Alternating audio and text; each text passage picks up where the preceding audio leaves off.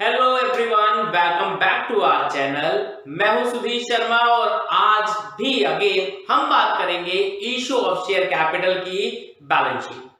First part में हमने देखा बेटा case number 1 to case number 5 और आज हम सीखेंगे case number 6 and case number 7 जो कि है मोस्ट इंपोर्टेंट। तो आइए बिना देर करे स्टार्ट करते हैं पार्ट नंबर 2।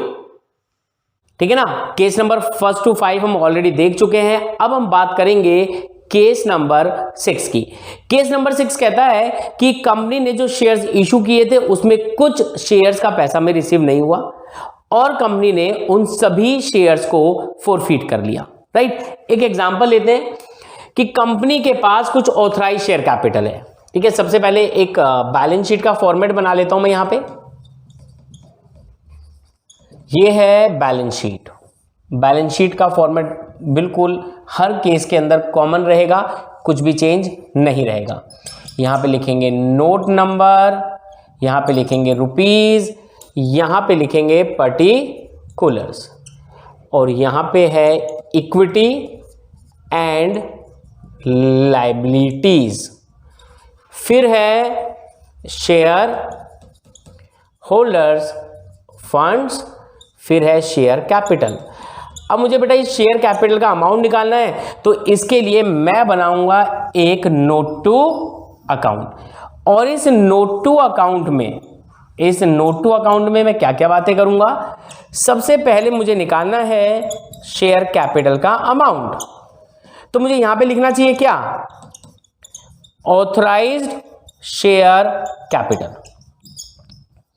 और मैं एग्जांपल लेता हूं कि इस क्वेश्चन के अंदर कंपनी की ऑथराइज शेयर कैपिटल गिवन ही नहीं है तो मैं इसे स्किप नहीं करूंगा। मैं लिखूंगा dash equity shares of ₹10 each. यानी कि मुझे इतना क्वेश्चन तो बताएगा कि मेरे शेयर की फेस वैल्यू क्या है। मैंने यहां लिख दिया और यहां लिखूंगा डैश और ये बात हो गई खत्म। अब कंपनी कहती है कि जी हमने कुछ शेयर इशू करे हैं, इशूड शेयर कैपिटल। कंपनी कहती है कि हमने 50,000 equity shares of ₹10 each issue कर दिया। तो यहां पे आ गया 5 लाख। कुछ चेंज नहीं है, अभी तक सब कुछ सेम है। अब भाई कंपनी ने जब 50,000 शेयर्स इशू किए तो कंपनी ने कुछ इस तरीके की इंस्टॉलमेंट्स बनाई 5, 3, 2। ठीक है। 5 on application, 3 on allotment and 2 on first and final call. अब यहां पे भाई सभी शेयर का पैसा मिल गया एक्सेप्ट 1। इसने फाइनल कॉल नहीं दी, इसने फाइनल कॉल का पैसा नहीं दिया। This is called calls in arrear. अब कंपनी ने डिसाइड किया हम पूरे के पूरे 1000 शेयर्स को फॉरफीट कर रहे हैं। ठीक है। या फिर एक एग्जांपल लेता हूं, दूसरा बंदा जिसके पास 500 शेयर्स है इसने भी फाइनल कॉल नहीं दी तो फाइनल कॉल ना देने वाले टोटल शेयर्स कितने हो गए, 1500। राइट। अब यहां पे मैं जब लिखूंगा सब्सक्राइब्ड शेयर कैपिटल, यहां पे ना मुझे ब्लू और रेड मार्कर यूज करने चाहिए थे, मैं अंडरलाइन कर रहा हूं बेटा इनको। ठीक है। आप नहीं करेंगे, मैं बार बार यही चीज बोलता हूं। येलो, ये चीज आपके थोड़ा सा हाईलाइट हो तो ज्यादा अच्छा है। फिर मैं लिखूंगा बेटा यहां पे subscribed but not fully paid up. Subscribe but not fully paid up. अब भाई कंपनी ने कहा कि हम ये पूरे 1500 शेयर्स फॉरफीट कर रहे हैं। तो अब एक बात समझो, यानी कि यहां पे बेटा 1500 रुपीज इसमें से 1500 शेयर इसमें से माइनस कर दूंगा तो अब मेरे पास 48500, ठीक है ना, 48500 equity shares of rupees 10 each. इसका पैसा बाहर लिख दो 485,000 और फिर शेयर फॉरफिटेड या फॉरफिटेड शेयर्स, शेयर फॉरफिटेड या फॉरफिटेड शेयर्स। अब हमने टोटल बेटा 1500 शेयर्स को क्या कर लिया, फॉरफिट कर लिया, राइट। अब इसको एक सेकेंड, अभी ना एक काम करते हैं, subscribe and fully paid up में भी लिखा हुआ है, इसको लिख देता हूं subscribe and fully paid up, क्योंकि इनका पैसा तो पूरा रिसीव हुआ है ना, तो इसको इस कैटेगरी तो मुझे डालना चाहिए subscribe and fully paid up में, राइट। ये जो 1500 शेयर्स हैं बेटा, इन्होंने हमें 2 रुपीज नहीं दिए, तो ये 8 रुपीज फॉरफिट हो जाएगा, यानी कि 12,000। यानी कि यहां से जो टोटल पैसा रिसीव हुआ 4,97,000, तो जो यहां पे आएगा बेटा वो आएगा 4,97,000 रुपीज। ये बात समझ में आ गई। यहां पे 2 बंदे थे, एक ने 500 और एक ने 1000 शेयर का पैसा नहीं दिया, तो कंपनी ने डिसाइड किया कि अब टोटल 1500 शेयर्स हम फॉरफिट कर लेंगे। तो कंपनी ने सबसे पहले कहा कि भाई इसमें से अगर हम 1500 हटा दें तो कंपनी को इन लोगों ने पूरा पैसा दे दिया, तो इसे कैटेगरी बना दिया गया subscribe and fully paid up, कि भैया इनका तो पूरा पैसा आ गया और इन लोगों ने 10 में से 2 रुपीज नहीं दिया था, तो इन्होंने हमें 8 रुपीज दिया है, तो 8 रुपीज के हिसाब से मैंने इनके शेयर्स को फॉरफिट कर लिया। ये बात क्लियर है। इसी को मॉडिफाई करते हैं। अब इसी क्वेश्चन में मैंने आपको कहा कि 1000 वाले शेयर्स जो थे, जो 1000 वाले शेयर्स थे इन्हें फॉरफिट किया, 500 वालों को फॉरफिट नहीं किया। 500 वालों का कॉल्स इन एरियर है लेकिन उन्हें फॉरफिट नहीं किया। तो अब ये कैसे होगा, इसको यहां से हटाता हूं, देख रहे हो कि बस यहां पे चेंजेस मैं करने वाला हूं, केवल नीचे। अब थोड़ी सी कैटेगरी में चेंज कर दूंगा, subscribe but not fully paid up. क्यों? अगर इसमें से मैं 1000 शेयर्स हटा दूं तो आप लिखेंगे sir 49,000 equity shares of rupees 10 each. इसमें 10 रुपीज के हिसाब से कितना आता है, 4,90,000 लेस कॉल्स इन एरियर। ये ढंग से समझना, 500 शेयर्स जिसे आप फॉरफिट नहीं कर रहे हो उसे आप कॉल्स इन एरियर में लिखेंगे। 500 इंटू 2,000, तो अब यहां से कितना पैसा रिसीव हुआ, 4,89,000। देन ऐड या सीधा लिख दो शेयर्स फॉरफिटेड। अब कितने शेयर फॉरफिट हुए, ओनली 1000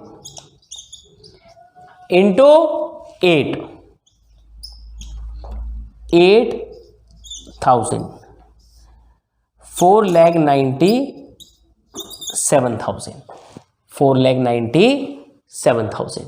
तो ये था बेटा केस नंबर 6, जिसमें हमने 2 पार्ट पढ़े। एक पार्ट जहां पे सभी कॉल्स इन एरियर वालों को फॉरफिट कर लिया गया, और सेकंड पार्ट जिसमें से कुछ ही शेयर को, पार्टली शेयर्स को फॉरफिट किया गया है। तो ये है बेटा केस नंबर 6, जिसमें हमने ए और बी पार्ट पढ़ा। अब इसके बाद हम देखेंगे केस नंबर 7। केस नंबर 7, क्योंकि कंपनी फॉरफिट करने के बाद रुकती नहीं है, कंपनी अपने फॉरफिटेड शेयर्स को क्या करती है, री इशू करती है। तो री इशू के केस में भी हम ए और बी केस देखने वाले हैं।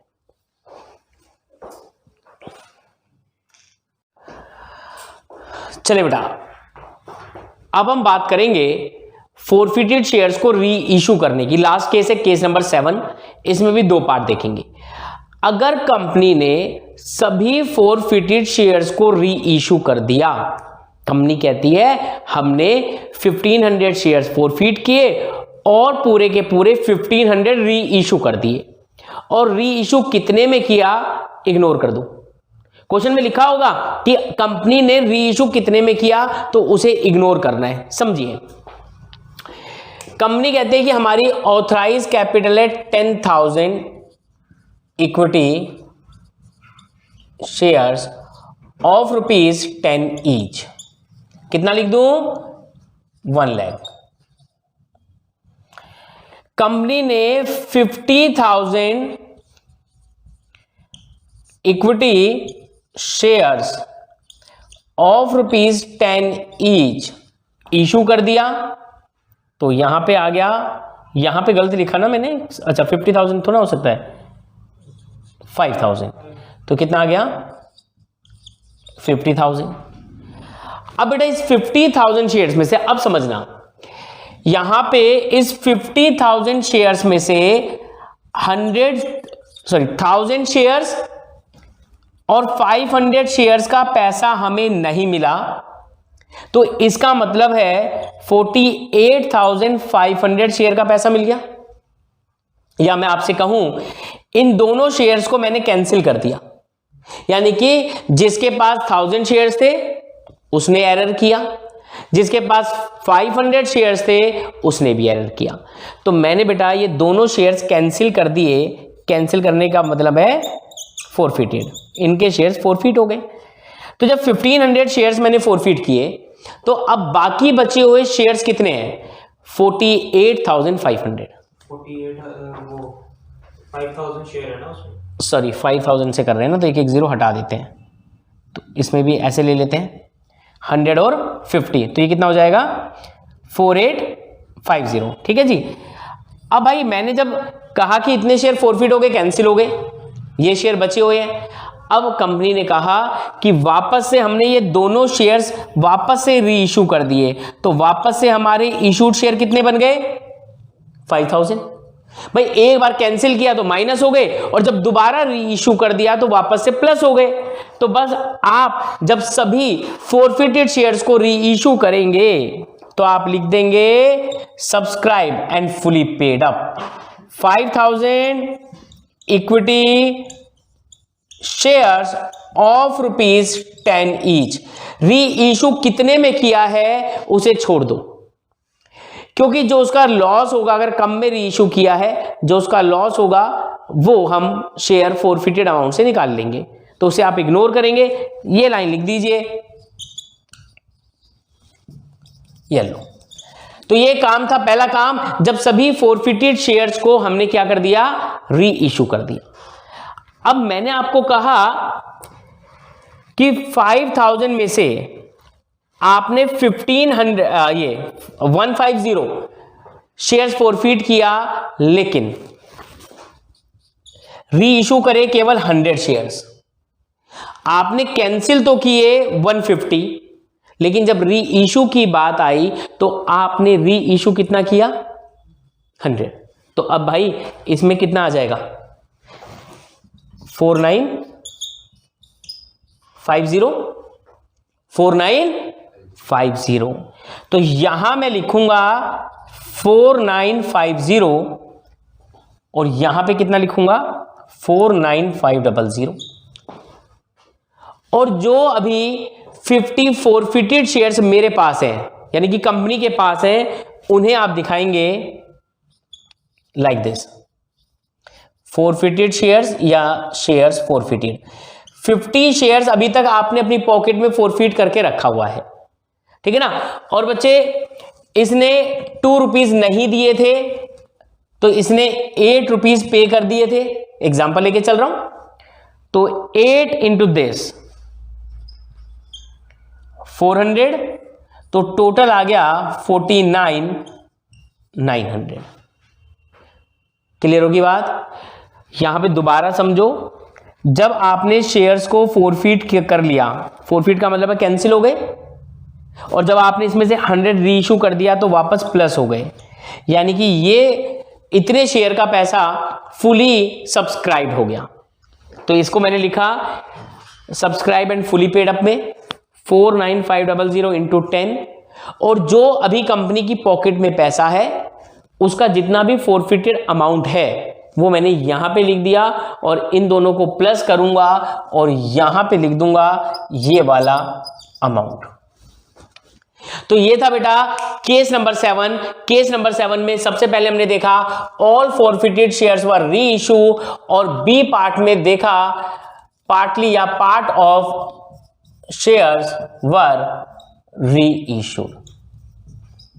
ये था केस नंबर 7। तो बेटा case number 1 to case number 7 हमने सारे देख लिए। इसी में से ही एक क्वेश्चन 3 to 4 मार्क का आएगा।